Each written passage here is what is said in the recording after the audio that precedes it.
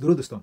ورزشگری تاجیک کریم عبدالرحیموف در اکتاگون بر مقابل ورزشگری ازبکستانی میرکامل مولانبکوف غلبه را با قرار یک دیلانه داوران به دست آورد.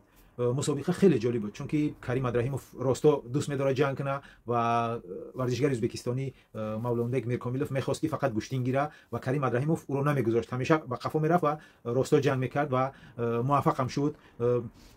فکر میکنم که مولانبک میرکاملوف ورزشگر ازبکستانی هم از چهرهش تاجیک است، همون تاجیک ازبکستانی است، ولی خیلی خوب مسابقه کرد.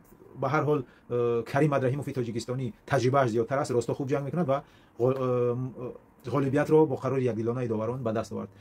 دوستان عزیز، کریم عبدالرحیموف رو در کامنت ها تبریک کنید و ان شاء الله باوری داریم که سال آینده کریم عبدالرحیموف در اکتاگون قهرمان خواهد شد. ما با این 100% باور داریم چون که کریم عبدالرحیموف خیلی ورزشگری پرتجربه است. او در فدراسیون روسیه هم الان قهرمان بود در یک لیگ و باور داریم که در اکتاگون هم قهرمان می شود. دوستان کریم عبدالرحیموف رو با این غالبیت تبریک کنید و باز یک خبری خوش در قهرمانی جهان اوید با سامبو در تاجیکستان فریدون عادیلوف همه میشناسین، اونم قهرمانی جهان شد اوید با سامبو. دوستان فریدون عادیلوف رو هم تبریک کنید در کامنت ها چون که قهرمانی جهان اوید با سامبو شد. ما میدونیم که فریدون عادیلوف یکی از بهترین فایترهای ACA در فدراسیون روسیه است، نه تنها در روسیه بلکه در آسیا و تمام جهان.